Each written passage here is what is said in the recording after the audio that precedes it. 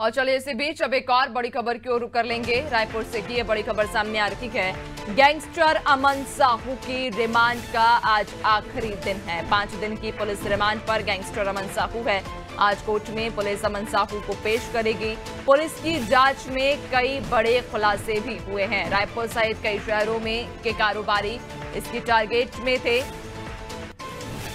53 कारोबारी गैंगस्टर अमन साहू के ट्रिगर पर थे। आपको बता दें कि गैंगस्टर अमन साहू की रिमांड का आज आखिरी दिन है और आज कहा जा रहा है कि कई बड़े खुलासे हो सकते हैं। 5 दिन की पुलिस रिमांड पर गैंगस्टर अमन साहू बना हुआ है और ऐसे में आज अमन साहू गैंगस्टर की रिमांड का आखिरी दिन है। आज कोर्ट में पुलिस अमन साहू को पेश करेगी, जहां पुलिस की जांच में कई बड़े खुलासे भी हुए हैं। आपको बता दें कि रायपुर सहित कई सारे शहरों के जो कारोबारी हैं वो गैंगस्टर के टारगेट में थे।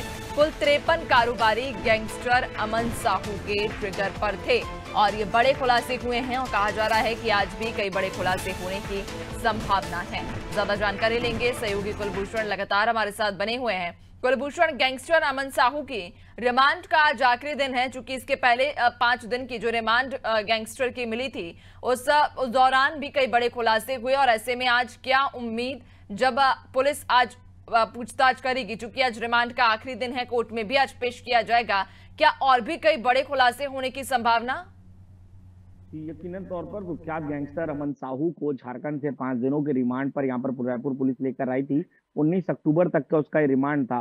शुरुआती दिनों में मैं बताऊं कि पूछताछ के दौरान अमन साहू ने बिल्कुल भी कोऑपरेट नहीं किया था और तमाम अपने आरोप पर लगे आरोपों से सीधी तौर पर इनकार कर दिया गया था। लेकिन चूंकि रायपुर पुलिस ने धीरे धीरे पूछताछ की और ये पता चला कि करीब 53 कारोबारी हैं छत्तीसगढ़ के जो अमन साहू के निशाने पर थे, जिसमें से 2 कारोबारियों पर उन्होंने फायरिंग भी करवाई थी। 80 करोड़ रुपए का लगभग का उन्होंने मुआवजा मतलब जो मांग है वो मांग रहे थे कारोबारियों से। और इस तरह से कई और कारोबारी हैं जिसका खुलासा यहाँ पर किया जा रहा है, क्योंकि इनका जो लिंकअप है वो लॉरेंस बिश्नोई गैंग से भी यहाँ पर है। उनके भी कई शूटर अमन साहू के लिए काम करते हैं, अमन साहू खुद लॉरेंस बिश्नोई के लिए वहां पर काम करते हैं। तो कई ऐसे चीजें हैं जिनको लेकर अभी पूछताछ की जानी बाकी है और यही वजह है कि आज शाम 4 बजे जो है अमन साहू की कोर्ट में पेशी है।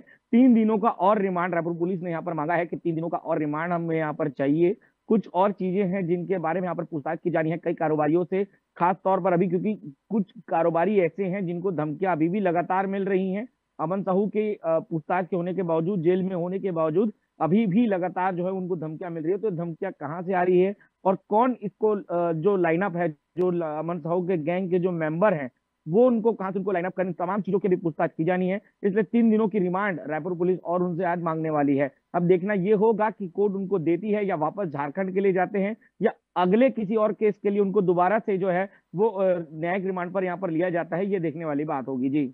बिल्कुल, और चूंकि ये भी कहीं ना कहीं खबर सामने आई है, बात सामने आई है कि गैंगस्टर के टारगेट पे रायपुर समेत कई सारे जिलों के बड़े कारोबारी थे। कुल 53 जो कारोबारी थे जिनकी लिस्ट गैंगस्टर के द्वारा बनाई गई थी वो उसके टारगेट पर थे। तो ऐसे में क्या पुलिस के हाथों अब भी कोई सुराग लगा है कि गैंगस्टर के किन किन जिलों में या किन किन राज्यों में या किन प्रदेशों में गैंगस्टर के तार लिंक हैं या उसका कनेक्शन है? चूंकि कारोबारू 53 कारोबारी अगर गैंगस्टर की टारगेट लिस्ट में थे, हिट लिस्ट में थे, तो इसके पीछे क्या कोई प्रमुख वजह बताई जा रही है या इसके तार या कनेक्शन कहीं अभी पुलिस को लगे? बिल्कुल, मैं बता दूं कि ये जो अमन साहू गैंग है ये खास तौर पर उन्हीं व्यापारियों को टारगेट करते हैं जिनका कारोबार छत्तीसगढ़ समेत झारखंड में भी है। तो ये उन्हीं कारोबारियों को खास तौर पर टारगेट कर रहे थे जिनका कारोबार झारखंड में भी है।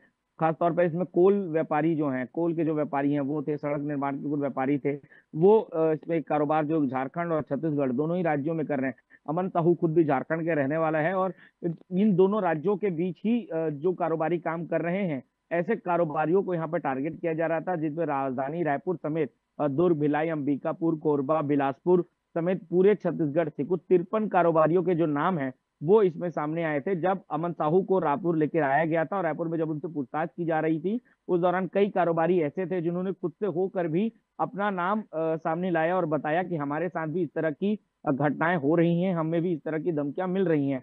तो ये एक बड़ा पॉजिटिव वो था पुलिस के लिए कि अब तक जिन व्यापारियों के नाम उनको नहीं पता थे, जो व्यापारी अमन साहू गैंग से जो डरे हुए थे, जो छुपे हुए थे, उनको वो सामने आए हैं और अपनी जो बात है वो सामने रखे कि उनको भी इस तरह से धमकी मिल रही थी। अब ये देखना है कि अगले जो 3 दिनों के जो रिमांड होती है, अगर कोर्ट उनको 3 दिनों की रिमांड देती है तो क्या चीजों के यहाँ पे खुलासे होते हैं, क्या चीजों में यहाँ पर बातचीत होती है, और ये कैसे जो डील करता था, किस तरह से ये रायपुर आता था, रायपुर में इसके कितने लोकल लोग हैं छत्तीसगढ़ में, क्योंकि इसने एक पूछताछ में ये भी बताया था कि छत्तीसगढ़ में भी उसके लोग हैं, यहाँ के लोकल जो माफिया है, लोकल जो लोग हैं, उनसे भी ये संपर्क में रहता था, उनसे किस तरह से संपर्क करता था, हथियारें कैसे आती थी, रेकी कैसे की जाती थी।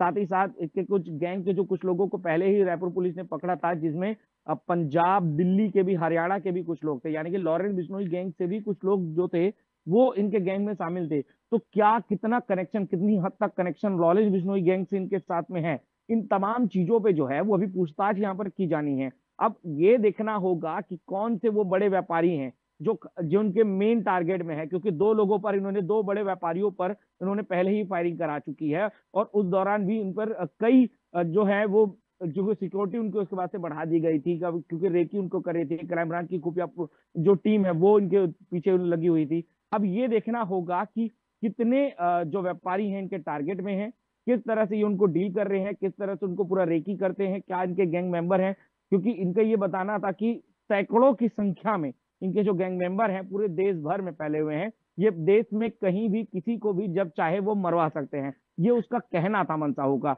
उसका ये कहना था पुलिस को, जो उसने बयान दिया, उसका ये सपना है कि वो देश का सबसे बड़ा गैंगस्टर बन के दिखाए, ये उसका सपना था। और ये उसने पुलिस के सामने, ये आईजी ने जब उनसे पूछताछ की तो उनका पहला शब्द जो था अमन साहू का यह था कि मैं देश का सबसे बड़ा गैंगस्टर बनना चाहता हूँ और इसीलिए मैं ये काम करता हूँ। तो यकीनन तौर पर ये बड़ी देखने वाली बात होगी कि क्या 3 दिनों के रिमांड में क्या नए खुलासे हैं जो अमन साहू यहाँ पर करता है, रायपुर पुलिस जो इसको सामने रखती है। जी, कई देखने वाली बात होगी। और चूंकि जिस हिसाब से गैंगस्टर के जो बयान हैं या अब तक जो खुलासे हुए हैं, हिट लिस्ट जो बताई गई है गैंगस्टर के द्वारा, कहीं ना कहीं गैंगस्टर के तार अन्य राज्यों में, अन्य जिलों में भी जुड़े होने की संभावना हो सकती है।